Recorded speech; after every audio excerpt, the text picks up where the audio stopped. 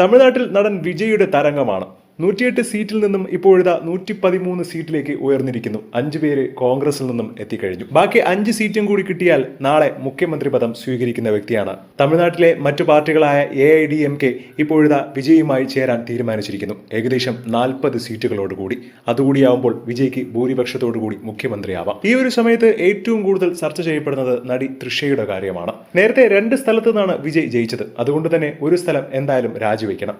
ആ ഒരു സ്ഥലത്ത് മറ്റൊരാളെ നിർത്തി വീണ്ടും റീ എലക്ഷൻ നടത്തും. അതിലെന്തായാലും TVK വിജയിച്ചിരിക്കണം.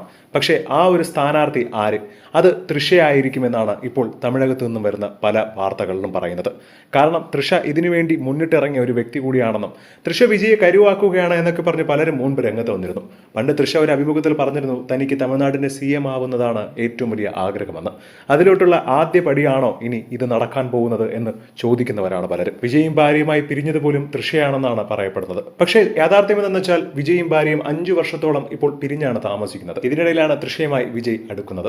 തൃഷയ്ക്ക് പാർട്ടിയിൽ ചേരാൻ ആഗ്രഹമുണ്ടെന്നും തൃഷ എന്തായാലും ഒരു സീറ്റിന് വേണ്ടി ശ്രമിക്കും എന്നുള്ള തരത്തിൽ വാർത്തകൾ തമിഴ്നാട്ടിൽ നിന്നും വരികയാണ്. അങ്ങനെ ഉണ്ടെങ്കിൽ അത് വിജയ്ക്ക് തന്നെ പാരയാവുമെന്ന് പറയുന്നവരുമുണ്ട്. എന്താണ് ഈ ഒരു തീരുമാനത്തെക്കുറിച്ച് നിങ്ങൾക്ക് പറയാനുള്ളതെന്ന് താഴെ മറക്കാതെ കമന്റ് ചെയ്യുക. ഒപ്പം വീഡിയോ മറക്കാതെ ലൈക്ക് ചെയ്ത് സബ്സ്ക്രൈബ് ചെയ്യുക.